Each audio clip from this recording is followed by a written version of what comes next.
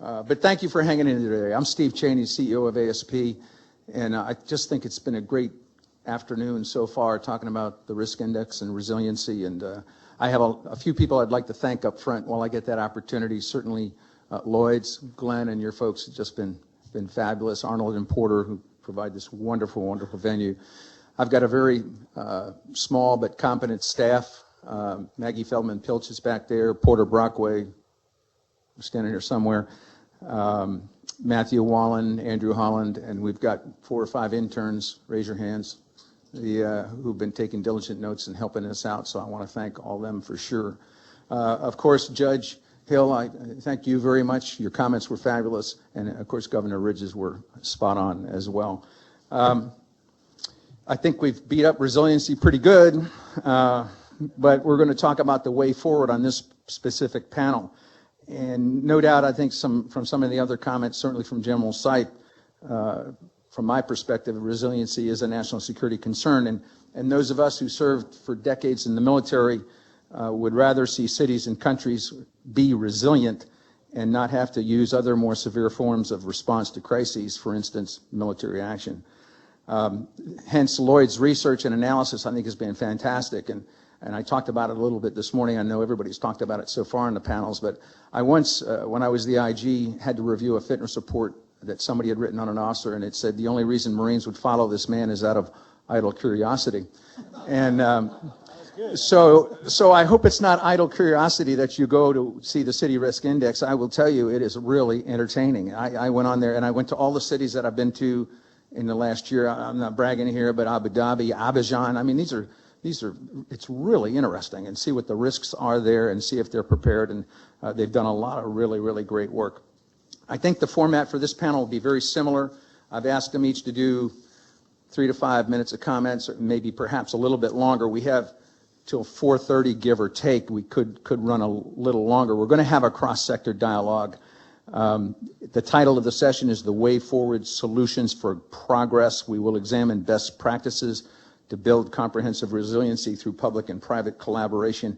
This will include financing for building resilient cities and exploring long-range implications for policy, for city leaders and for the private sector as well. Just a quick introduction of my panelists. To my immediate right is Erwann Michel-Kerjan. He's the Executive Director of the Risk Management and Decision Processes Center at Wharton.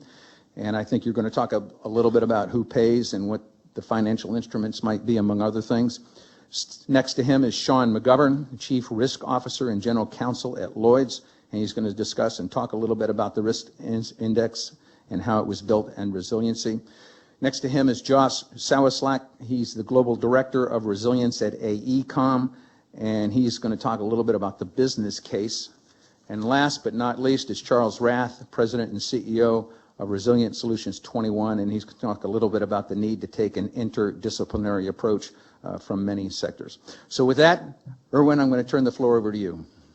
Okay, how are you doing? Sleeping? Checking emails? Trying to drive your car as you're shaving and texting? And great. For the people who know us as being the Wharton Risk Center, which has been in place for about 30 years now, you know what we do. We are an academic institution. At the same time, I would describe ourselves as doers, which you don't necessarily find always in the academic world. That is supposed to be a joke, but that's NFIP reform. We were there. We are here. TRIA design, TRIA renewals, plural. We were there. World Economic Forum Global Risk Report has been in place for 12 years now. That was us as well. So we like to do these things. Congratulations on Lloyd's and Cambridge. I want to recognize our friend at Cambridge as well. If you haven't been to the Lloyd's building in London, in a very British way, it's entertaining. Let's put it that way. I highly recommend the visit of the Lloyd's building in London. I was delighted before I start to see 2 good friends as your keynote speakers. Alice Hill is still here, who has done tremendous amount of work behind doors for the president to make sure that this country remain competitive and protects the American people, and obviously Tom Ridge, the head of the first Homeland Security Department many years ago, still doing a lot of good work here. I'm going to be a little bit controversial here for the 3 minutes that remain, Jerome. I was trained in military school, so I know orders as well. I love resilience. We all believe in it. We've worked with many heads of states around the world. We work with many CEOs and C-suites, board of directors. We work with many mayors. At the very end of the day, two things happen. One, the recognition that it's a great idea, and we all recognize that. I think the City Index does that, putting the data on the table. The next question we get all the time is, how are we going to do it? And more to the point, who is going to pay for it? And I can do it in Japanese, I can do it in Chinese, I can do it in British English, I can do it in American English or in French if we want to go there. It's always the only question at the end that remains. I was invited by Mitch Landrieu, the mayor of New Orleans, for the 10th anniversary of Katrina, on a panel similar to this one with Judy Rodin, the president of the Rockefeller. The panel was moderated by Michael Lewis, a great writer. After 3 minutes, that was all we were talking about. Yes, New Orleans wants to become more resilient. Who's going to pay for it? So that's where we are. Who's paying for it?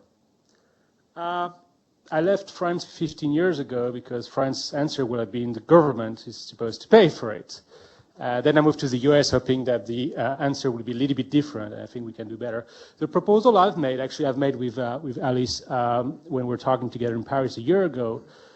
The following proposal is pretty simple. It's to ask ourselves, how do we turn resilience into an investment proposal? How do we make resilience a competitive edge for cities? I think I have an answer. I don't think I have the answer, but I have an answer. If you look around and you ask yourself, who has the most money to invest, generally speaking? Who has the most vivid interest in investing some of that money? It's not government. We're running massive deficit. My mission that I started a year ago is to convince the largest asset managers in the world. Many of them you never heard about. People heard a lot about Goldman Sachs. Great. Goldman is a baby compared to another company called BlackRock, for instance. BlackRock manages $5 trillion of assets today. If you convince the asset managers of the world that resilience can become a new class of assets, now you're talking. When I look at who owns these assets today, the largest category of asset managers are pension funds. Your money, my money. The second, very close to it, is an industry which happens to be the largest industry in the world, the insurance industry. Much bigger than the oil industry, especially these days, if I may say. So the insurance industry by 2020 will manage about $32 trillion of assets over which they have control. Can I take 1%? Can I take 5% of that portfolio and start creating new classes of assets that will be helping cities, to take that as an example, become more resilient? You start thinking that way, you're moving from the old theoretical debate to a very concrete question. How do you design these new assets which don't exist today? So in the last 12 months, at least you know that, talking to many people around the world, because money is dispersed, I think there is an appetite to devote X% of that big money pot into this long-term resilience investment. There is also one big roadblock, and I will stop here, Gerald. What I've heard again and again and again is the current regulatory systems, not to beat on our regulators, I think we do need some regulation, but the current regulatory system of large financial institutions, which includes banks, insurance companies to some extent, and pension funds, it's all about making sure that we only invest in low-risk, short-term strategy, the exact reverse than what I'm proposing. So we keep talking about public-private partnership on the margin, I would argue, and a great local collaboration. I'm talking about worldwide collaboration on regulatory systems to unpack some of these $1 trillion of assets, which are, trust me, eager to be invested somewhere.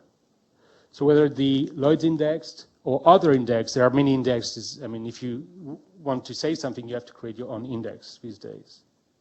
If you haven't created your own index, you don't deserve to be in this room. I'm giving you like 8 months to do it, okay? You have to bet this one, which is really good. But so that's the proposal. It's a very serious proposal being discussed now with the US Treasury, with the European Central Bank, with other banks saying, you want the money is here, but we have to design these assets, and you need to change some of the current regulatory system so we can allow that money to flow into investment. Thank you. Great comments, Erwann. Thank you. Sean. Firstly, before getting into my remarks, I just wanted to add a personal welcome and thanks to everyone who's been involved in making today happen. We've been running these events all over the world with risk index information based on the cities where we're hosting the events, and they've always been very well received. One of the challenges we get when we produce information like this and thought leadership information, and you know, we're not the only insurance entity that's producing this kind of thought leadership, although, you know, as Erwann said, some of it's not quite of the same quality as this, thanks to our great partnership with Cambridge. We get accused of scaremongering, that we're trying to frighten people into, you know, buying insurance. It's not about scaring people, it's about informing the debate and trying to break down what can be an unimaginable problem into information that people can get their arms around and engage with, and hopefully today has been part of that process. It's an important part of the insurance industry's job to provide that thought leadership, provide that risk insight to inform the debate on what the right public policy should be when we try to tackle these issues as nations and as across the world. So what I'm going to focus on is picking up some of Erwann's comments, is really the intersection between this debate and the insurance market and the role of insurance and the role that insurance can potentially play in building financial resilience. Because obviously where we see risk, we see opportunities. You know, we're in the business of helping people manage risk. So for us, risk presents opportunities, and that's one of the reasons for stimulating this discussion. Now, one of the things that we were very pleased with, and we've heard a couple of references this afternoon to the Paris Agreement, one of the things that was very good about the Paris Agreement was the very clear recognition of the role that insurance can play in creating financial resilience, both in developed markets but also in developing markets. And that clearly presents the insurance industry with a challenge to meet, but also with tremendous opportunity. When we were hearing from the judge earlier, I actually pulled out some statistics from a previous quite excellent thought leadership report that Lloyd's had produced many years ago on underinsurance, and because we'd done a study on insurance penetration in some key markets around the world. Now, we looked at the insured proportion of losses between 2004 and 2011. So it was a period of loss, and how much of the losses were covered by insurance.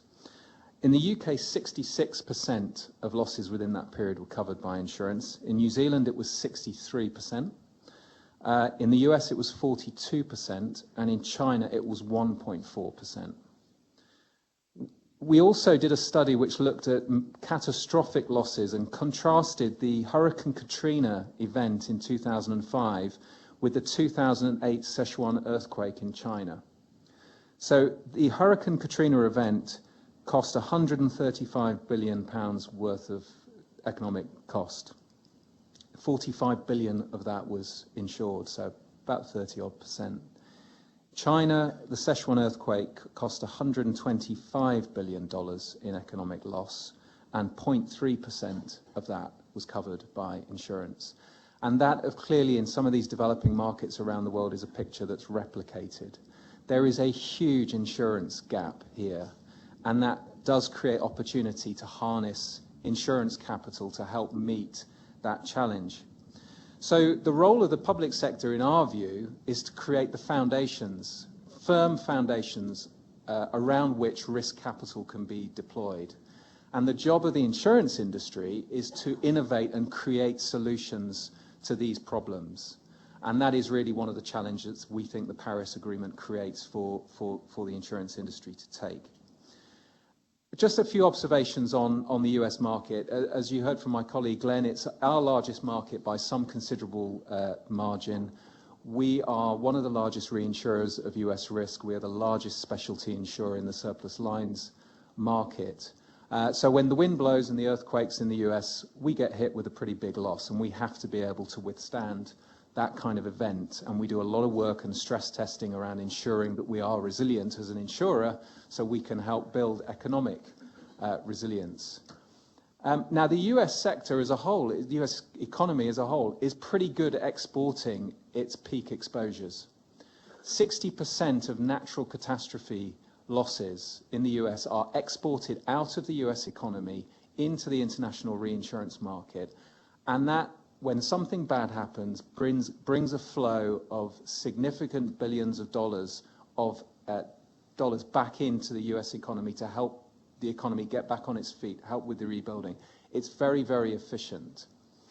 And that is the sort of effort that we are trying to encourage other economies around the world. I mean, if you look at India, you look at China, they need to be growing insurance penetration amongst their people, and they need to be exporting their peak exposures out into the international markets. So I think there's a lot of things we can learn from each other. Now, getting the nature of public-private partnership, whether you're talking about terrorism, whether you're talking about flood, and we can get into some of this maybe in the panel, it's very difficult to get it right. But it is actually that intersection between building good public policy that allows the insurance market to deploy capital that's going to be a critical part of the solution. Sean, thanks. Josh. General, thank you, and ASP for inviting me here today. And Sean, thank you for having me. How many people have never heard of AECOM? Okay, so we're the largest company you've never heard of.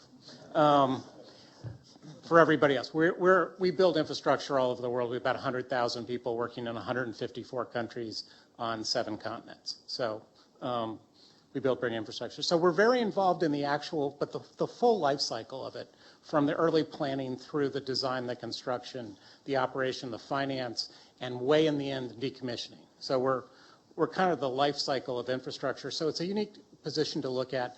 When Governor Ridge talked about this issue of, this interface, and Brad talked about this interface between the cyber, the technology, and the physical.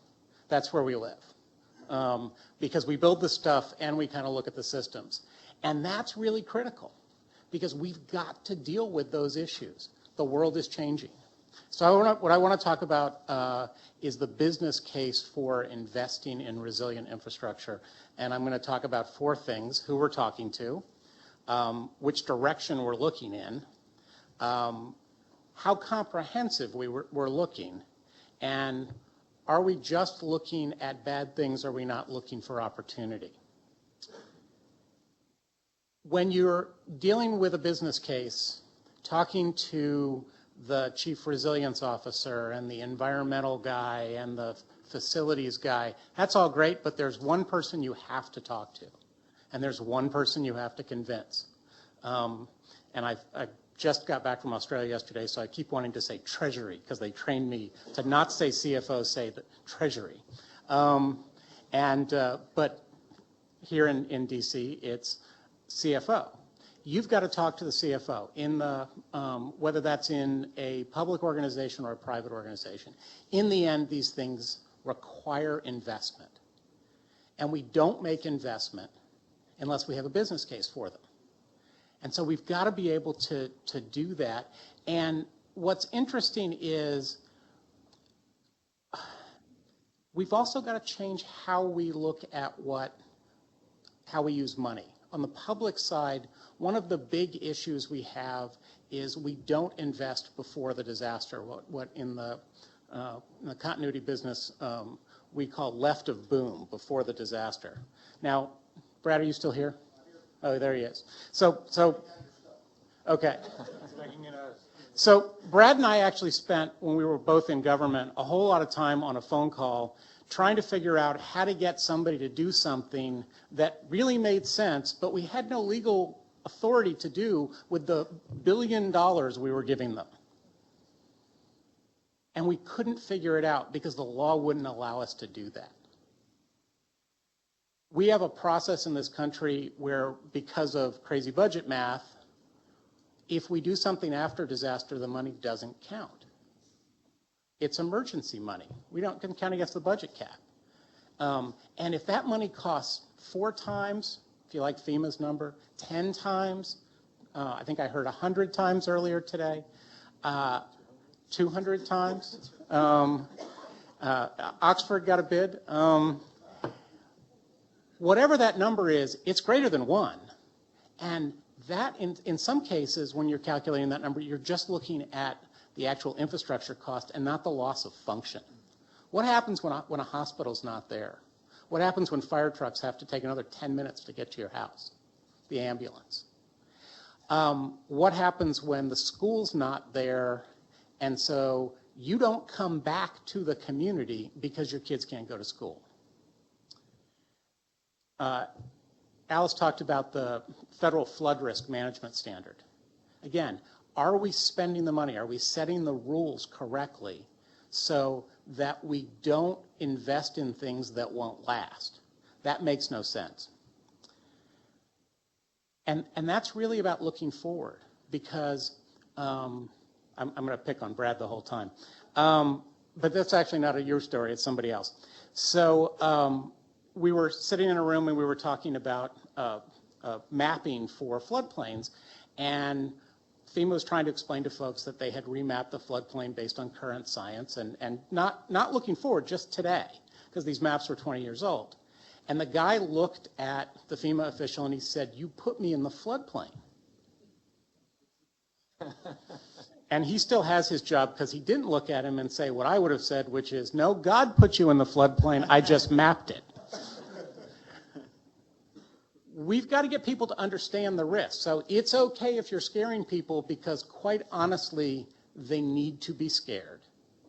They need to wake up and see this. When we were kids and we went to driver's ed, they showed us the movies and, bad things will happen. We have to balance that, right? We have to be intelligent with people and help them understand that they're paying for this anyway. After Hurricane Sandy, New York City did a calculation on what they're currently spending on damage from climate change, and it's about $1.7 billion a year. That's money that's going out the door every day. By 2050, that number's $3.5 billion. So you're spending the money, even if you bury your head in the sand. We've got to look at the cascading effects. We've got to look at the interdependencies. The power that keeps the wastewater treatment plants from going. The phones don't work because the cell towers don't have power, not because they were damaged. The New Jersey plant takes the sludge from New York. The kids don't go to school, and so the workers can't come back, and the Navy base can't operate. Disasters don't respect geopolitical boundaries. It's amazing that the hurricane won't stay in one state. It would make it a lot easier to write the declaration. And let me wrap up with just really quickly saying, if we want to actually make a business case, we've got to show people that there are opportunities. We have a client in Australia, a big real estate company, and through some work that we've done with them, they've actually gotten their insurance company to give them a discount on their insurance for a development. And that's great, but it's a couple $1 million a year. In the end, it's not really, that's not the thing that's going to make the difference. Who's here from Arnold Porter? Is this a LEED building?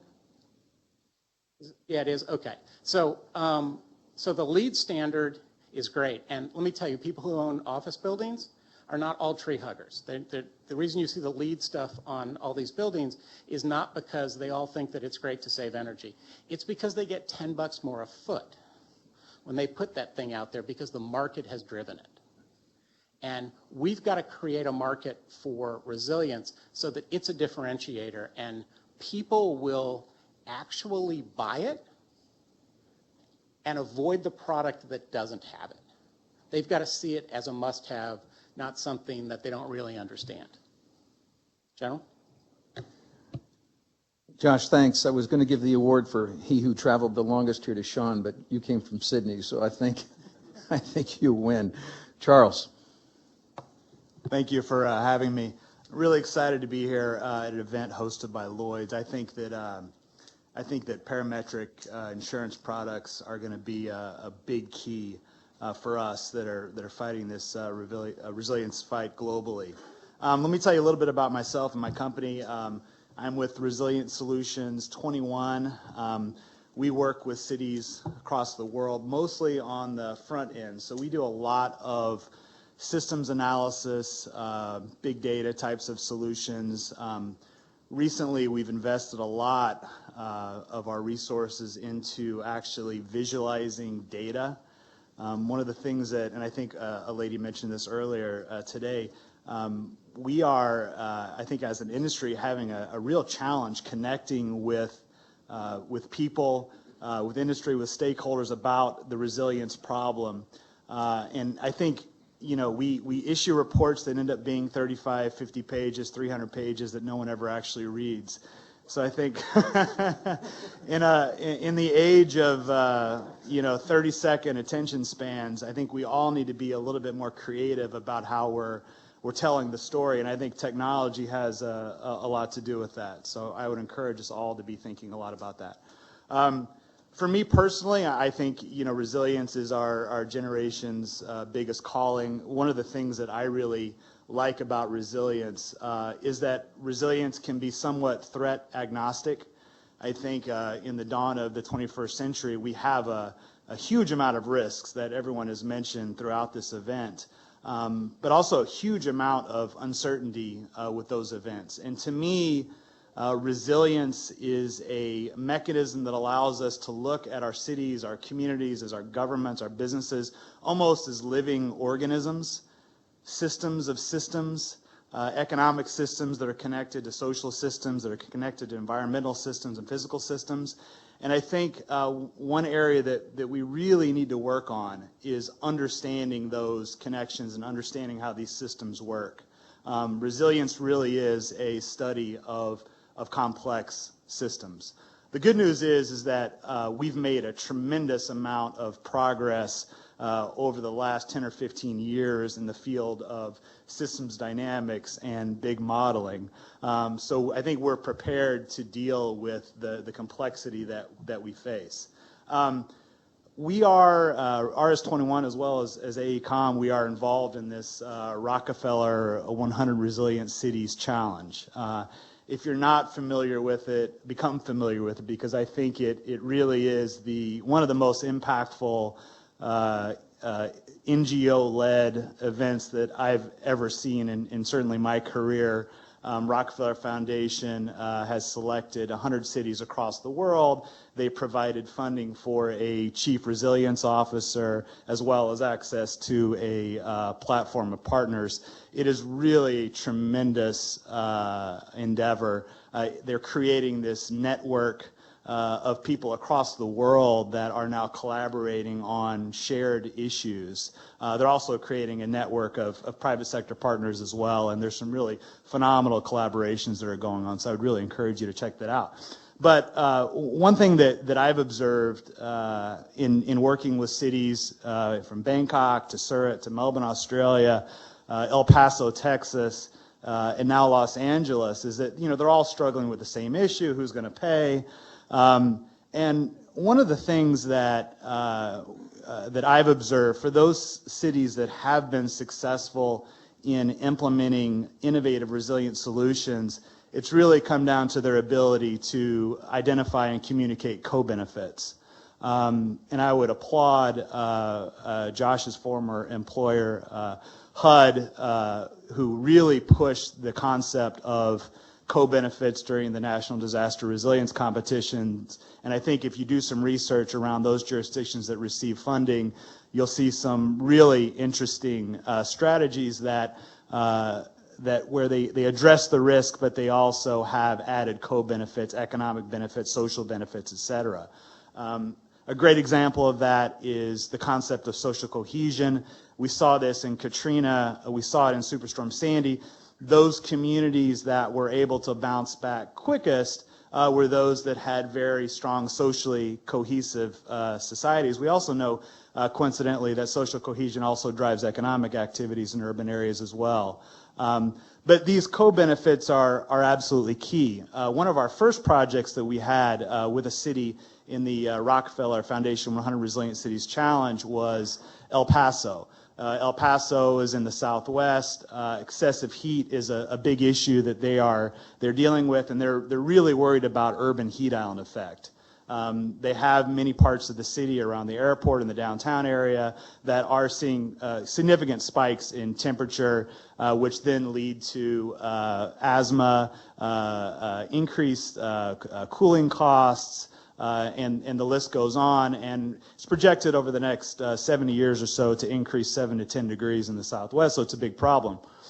So we came in, we have quite an impressive geospatial capability. We came in to brief the city manager, and we showed 7 layers of geospatial data, and we were able to pinpoint all the different areas in El Paso where there was heat island effect. And we could tell them to what degree it was and roughly what was causing it. Is it a lack of reflectivity? Is it permeable surfaces?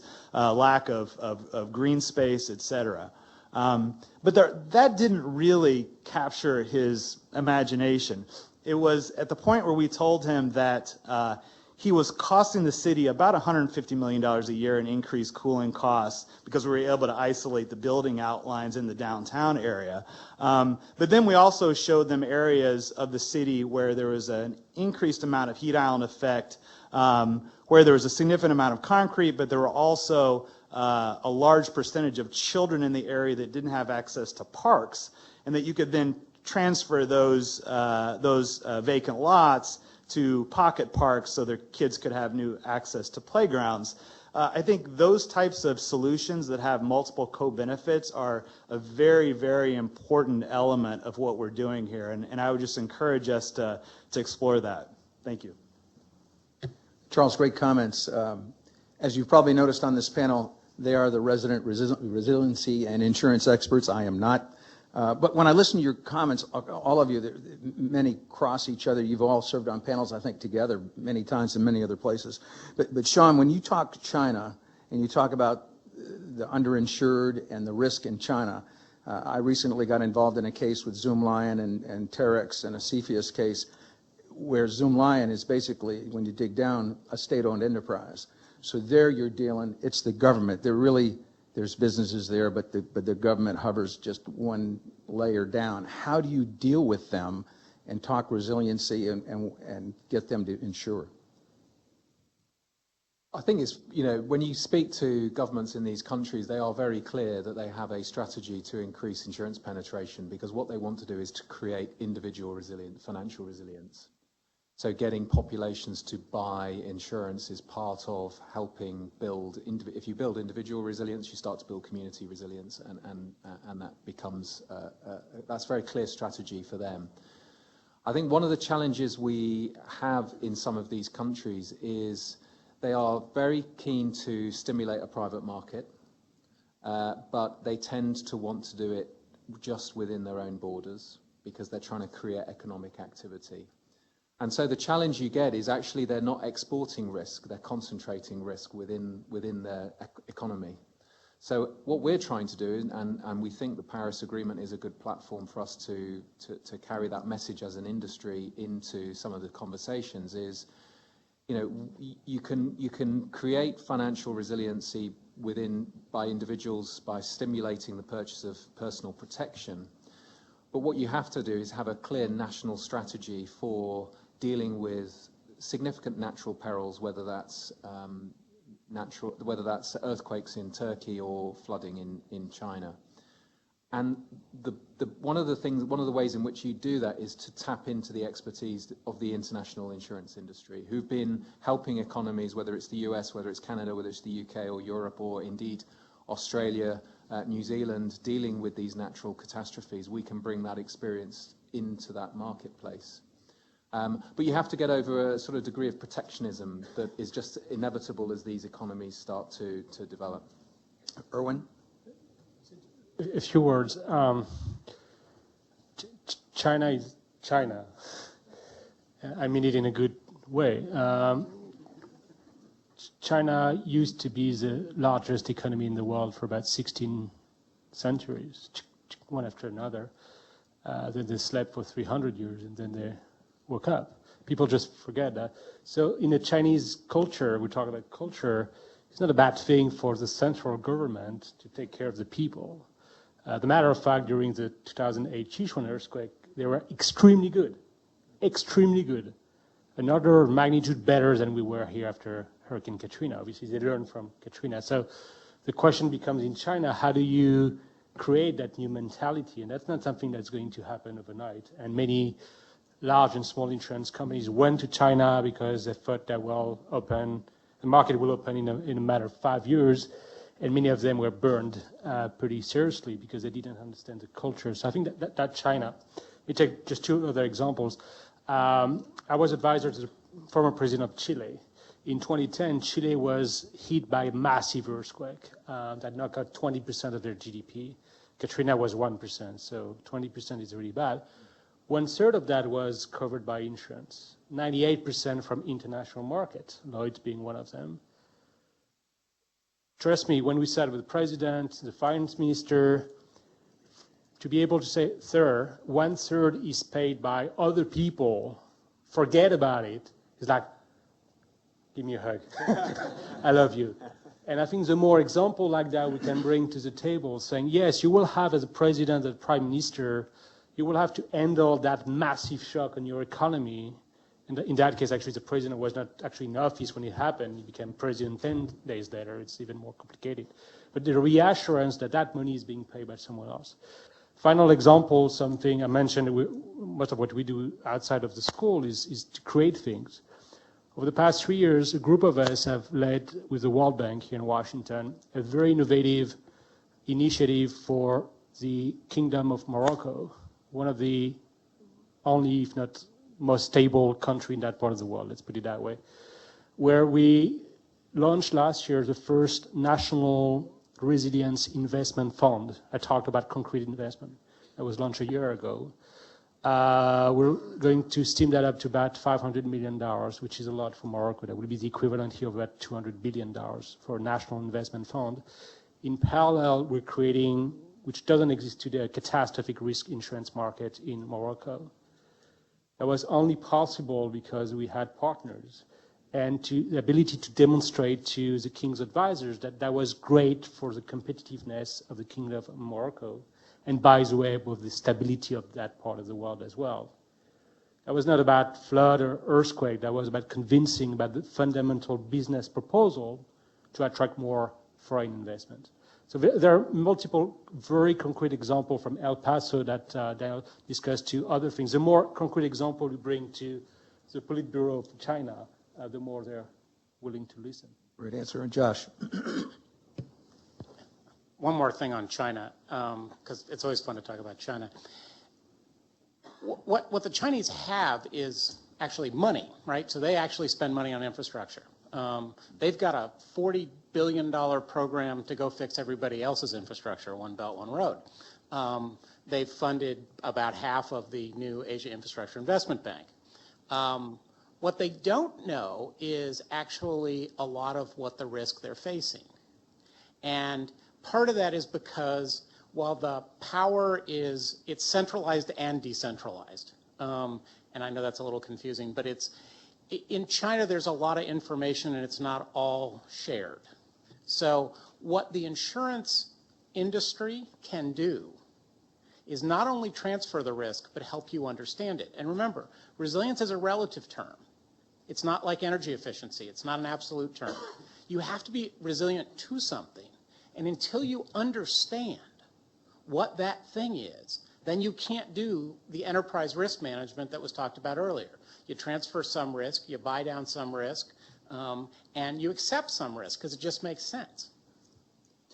Charles, I see you furiously writing notes. Do you want to weigh in on China or pass on that one? I'll pass. Okay. Then I'll offer one last question here. You guys are solving my curiosity here. Erwann, you talk about asset managers, and Josh, then you say CFOs, and you just don't waltz in into Warren Buffett and say, hey, here's the case. These guys are smart businessmen, they're wealthy, but you got to present the case and realize what's the cost benefit for them. So where's how do you do, to Erwann, how do you waltz into an asset manager and present this to them? And if you have not, how come these really wealthy ones haven't bought into this? And then on the same end, on your end, Josh, is it the CFO or is it the boss? Well, often the CFO is the boss, but that's... no, I think I answered your question already, which is there is currently no financial interest in doing it given the current regulatory systems in place.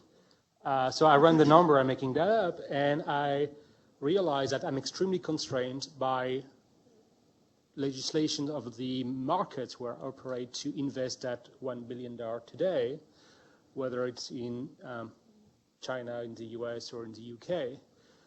Can we do it differently? Yes. Is now a good time to do it? Yes. Is that hard to do? Yes. So of course they are smart, and Warren Buffett will be the first one to give you a call at 4:55, telling you that he's willing to give you $500 million at a 15% rate, but he wants an answer by 5. And he's making his money that way. He's very smart. He's done that with the California Earthquake Authority for people who know the story, and done that in many other instances. But the big difference, though, we're not talking about short-term investment. That's my point. I mean, we keep talking about infrastructure for a good reason. It's not just infrastructure, but the amount of money needed is not in billion with a B, it's in trillion with a T. Right here, you get legislators a little bit crazy about allowing trillions of dollars to be invested in whatever it is that they don't control over the short term. Are we making progress? Yes, we are making progress, which I'm not at liberty to talk about now. But in the next 3 to 5 years, we're going to see new classes of assets because there is a big demand for it, from whether the Rockefeller 100 cities. All of them will tell you, it's not who's going to pay for that. That we know. It's help me design the solution I need. I want solutions here. Josh? So if you want to talk to the CEO, you better be able to show them the numbers. And so the reason that I say you got to get the CFO on board is you don't want to walk into that meeting and be in a battle with the CFO. You want to walk in hand with him and say, here are the numbers. And when he looks over there, the guy's nodding his head. What is interesting is if you look at McKinsey Global Institute did a study on the infrastructure need in the world. And they said there's $60 trillion in infrastructure needed to be developed in the next 15 years to keep up with GDP growth. Now, that doesn't get us to resilience. That doesn't deal with the infrastructure we already have in place. So the real number is north of 60 trillion. You can look at government budgets. It's not just here. Other than China, no one, and maybe the Dutch on a small scale, is actually spending the money to actually build that infrastructure. If you look at the commitments that were made in Paris to invest in low carbon power across the world, especially in the developing world, it's, trillions of dollars. Now, the richer countries have committed to put money into the Green Climate Fund and a whole bunch of stuff. It's nowhere near enough money to actually build these projects. We've got to create that business case and show that they are going to last over the long term because, as Erwann said, this is not something you get into and get out of, 6 months later. You're not building the thing and selling the condos and walking away. It's a 40-year asset, 50-year asset. And it's got to be able to last that long.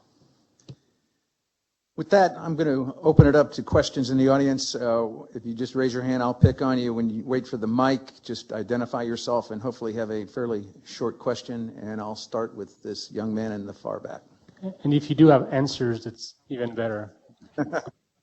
Or if you can find the Lloyd's building. Thank you. My name's Khalil Kettering. I'm with the Nature Conservancy. And I really appreciate bringing up the environmental perspective, thinking about it, and the duality of it, the environmental resilience, protecting the environment and climate change, but also the ecosystem services it can provide. And so my question is kind of in how do we stimulate cross-jurisdictional cooperation? How do we get different cities to not think that maybe their priority in terms of resilience is in direct conflict with the priority of somebody else? For example, a city that gets their drinking water from a river, that river flows through hundreds of miles of forest and wetlands, needs that ecosystem service. The rural county upstream sees those forests as timber, as opportunity for jobs, the wetlands an opportunity to bring in some sort of industry. There's a direct conflict there. That might be the paradigm, but how do we shift that paradigm? And then also that city maybe is developing, expanding impervious surfaces, but then the runoff from that city impacts the Chesapeake Bay, which is a major economic contributor to this area. So it's the city, its footprint is larger than just the physical area. Its footprint is layers of footprints of the resources it needs and the resources it impacts downstream. But there's other cities within that footprint that might have conflicting interests. And so when we create these markets and the public-private partnerships, one of the biggest challenges is getting the counties, the council members from the different cities to even cooperate across jurisdictions, because as you said, the water doesn't abide by our municipal boundaries. Ooh, who wants to challenge or take on this one? All right, Josh. This is a hard problem. I mean, you know, if you look at flood control projects, so in Des Moines, Iowa, they built really good flood control for the city. Okay, well, that water's going to go somewhere. So where's the point? In New Jersey, what we saw after Sandy was communities that had invested in the putting the dunes up and actually building more natural protection at the beach did better, except that if the next community didn't, then the water came in anyway and impacted everybody. So we have to get people to understand we're all in this together. And the National Academies of Sciences refers to it as a culture of resilience. And Governor Rich talked about it earlier as well. Changing the mindset so people understand this is something we're all in together. I think that's easier on the air quality side because everybody kind of sees it. Because it's a regional problem. It gets harder when you start talking about localized impacts. How do you do that for tornadoes?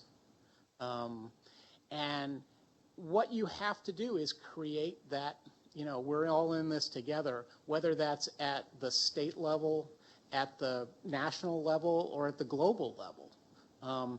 And it's going to require leadership. That's a great answer. Next question, this young lady right here.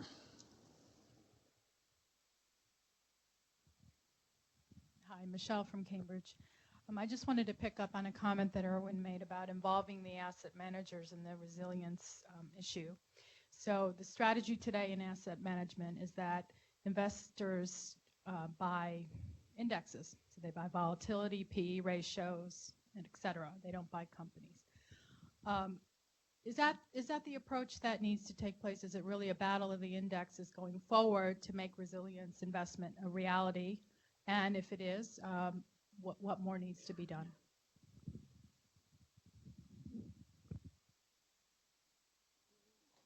We could spend 6 hours on that one because it's complicated.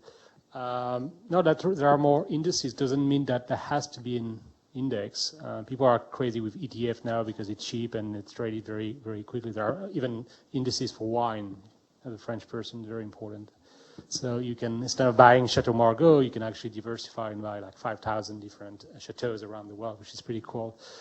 Best investment ever, by the way, if you're interested in wine.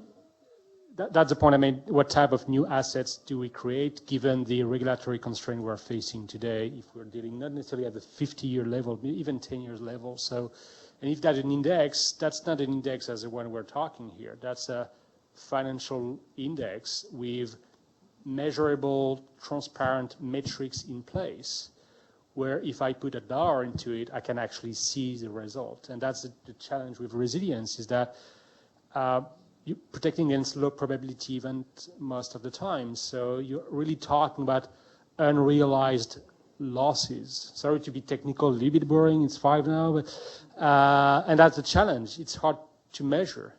What happens if New Orleans never see another hurricane next 100 years? Are we spending the money rightly? And that's the difficulty. If I knew for sure that there will be a hurricane hitting New Orleans in 3 years, I mean, I will put a lot of money, time, and energy into it.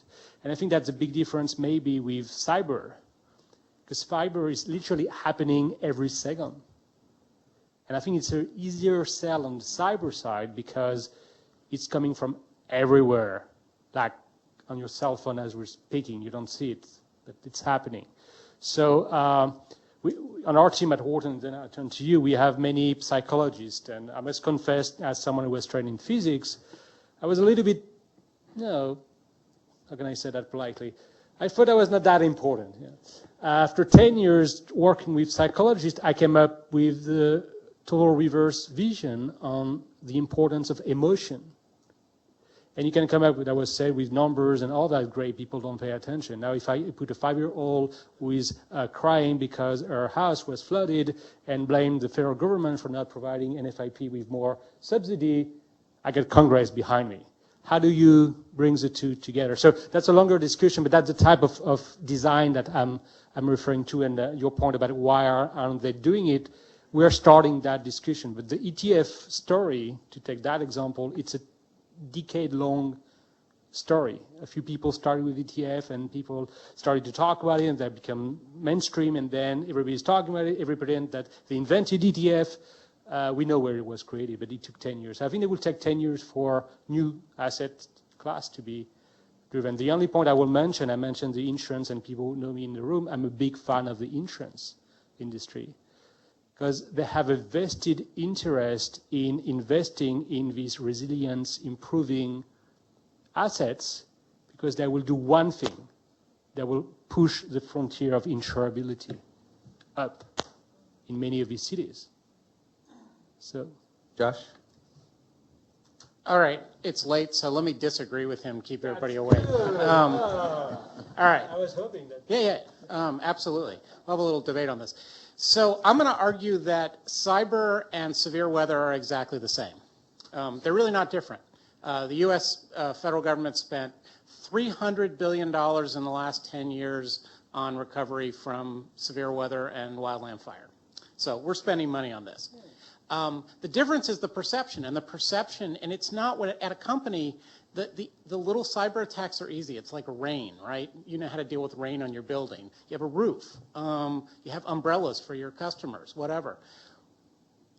What we don't know how to deal with is the big cyber attack. The really, whether that's a foreign intelligence service or it's organized crime, the big one that comes in and exfils all our data and it makes the front page of the paper. Is that going to happen to you? I can't tell you. What I can tell you is it might. And you need to be prepared for it. Just like you need to be prepared for the hurricane, the earthquake, or the fire, or the drought. And so understanding that, the cyber stuff has been in the news, everybody's seen the movie, we know what's happening. We don't think about it the same way, and we have to change the perception. I think I can take one more, and I'll take this young gentleman in the back. Thank you, General. I first thought when you said young man in the back the first time, I stood up too, so. My name is Bob Cawley. I'm from Baltimore, Maryland. I have a question for Charles. When you're working with cities, and you all know we had our issues back in April, and this is one of those man-made threats we talked a lot about today, about the natural causes. This is a man-made threat. How do you gauge when you're working with the cities? What data points? How do you even assess that threat? And I can tell you that in our community, I can't conceive. I'm in the insurance business. I can't conceive a natural event that created more long-term economic impact to our community than the rides that we had. So I'd be just curious about anybody's comments on that. And maybe particularly any types of creative or innovative capital that gets utilized in man-made situations that can avert or help people recover from those situations. Thank you. I appreciate that question. We're actually initiating a project in Mexico now with USAID to try to understand and address some of the factors that are driving crime and violence in Mexican cities. And I think there is a slightly different way of looking and predicting fragile communities than has been taken in the past. We tend to look at it pretty holistically.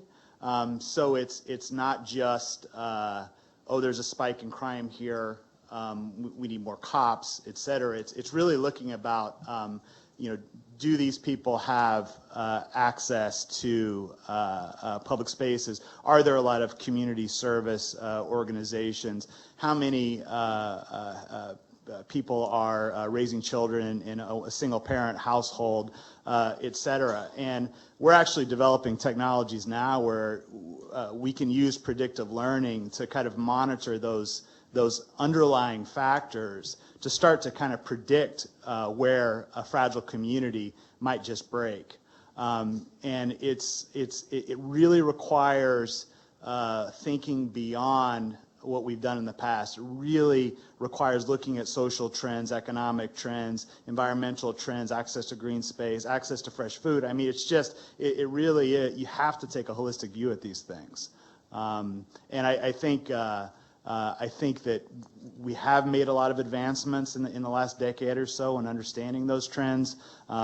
I would encourage you to read a recent report that was put out by USAID and MIT on the underlying factors of crime and violence. But yeah, great question.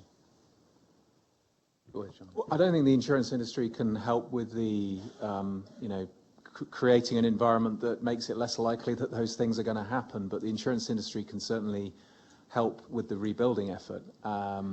Now, it can get complicated in some countries depending on the definition of a riot, and we can get into some of that. But as a general principle, the sort of business that Lloyd's in particular writes, we're writing war risk in many difficult regions around the world. If there's physical damage due to civil unrest, so the insurance industry can definitely play a role in helping people get their businesses and homes back up and running after unrest has happened.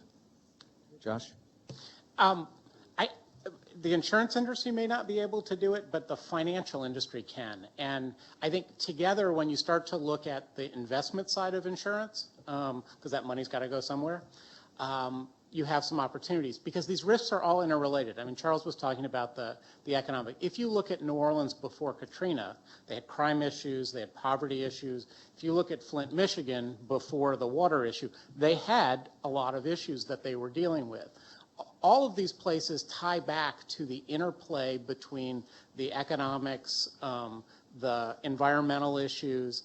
The book that Judith Rodin, the president of the Rockefeller Foundation, wrote that kind of circles around this whole 100 Resilient Cities program called The Resilience Dividend, gets into a lot of that and how cities can turn themselves around. She uses Medellin, Colombia as an example, a city that 20 years ago we wouldn't go to without armed guards and a squad of his Marines. Now is the jewel of Latin America. So it can happen. You just have to look at all of these factors that are involved in it. It's not one thing. I don't want people to think that I'm a finance geeks here. One thing I've learned working with many communities around the world is to be very humble.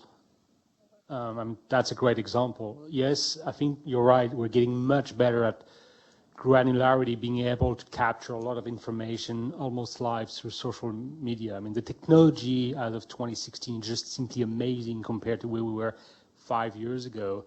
It would take maybe 5 or 10 years for people to realize that we know the answer. But that's complicated, and the human factor is always complicated. So I don't want to give the impression that finance is going to save the world. we know too well what he can do well and we cannot do well. So being humbled by the leadership that local communities are demonstrating. At the end of the day, I mentioned Chile as one example. The number one reason why Chile was capable of coming back after a massive event like that a year later was because of the very, very strong leadership of the president, saying, I will not take no as an answer, or you're fired. People didn't like him very much. Actually, his popularity was pretty low until he left office because people didn't agree that had to be done, but that had to be done to bring the entire country back. So making hard decisions during tough time is not something that's necessarily popular. We talked a lot about preventing these events. I mean, the reality, many of us just look at left side or right side and pass on someone who needs help. The smoke detector example. If you do something after these events, beyond reading the report itself, is to put some battery into your smoke detectors, because not only people don't have some, but when they have one, passed away, the battery passed away. And you think that's a joke until one day you wake up and your child is dead because you didn't do it.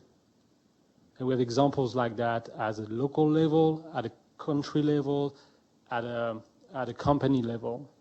The final word would be, unless you have been stress tested yourself, you're not going to do it.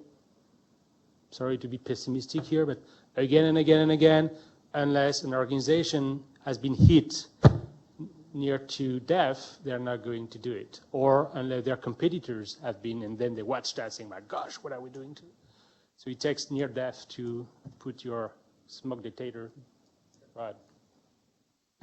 I don't know. Yes, I don't know if you're familiar with Notre Dame's Global Adaptation Index.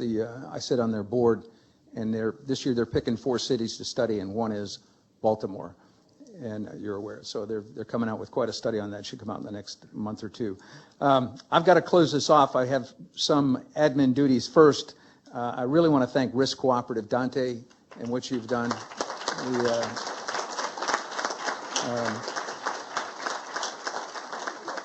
It's a long story, but I'll cut it short. ASP wouldn't be here if it wasn't for Dante, and it was a bank shot, and it's really worked out well. So Dante, thank you very much, and the same for JLT. This panel has just been wonderful for me in education, and I hope it has for you. So if you could give them a big round of applause.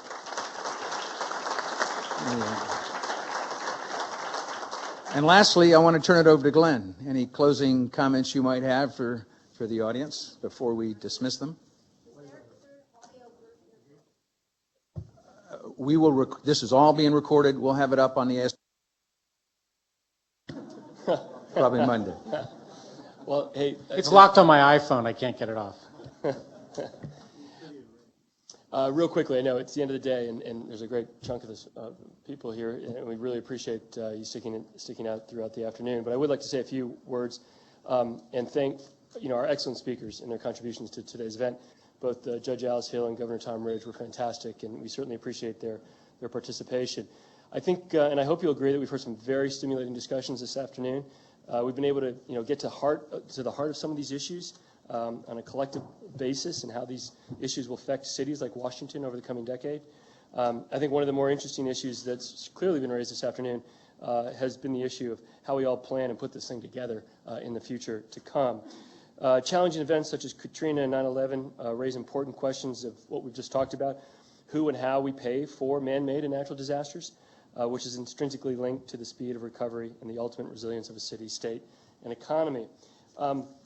One statistic, I hate to throw it at you at the end of the day, but that the City Risk Index does raise, which is something I don't think we mentioned today, was that the increased insurance penetration, and Sean did touch on this, is one key element in solving part of these issues.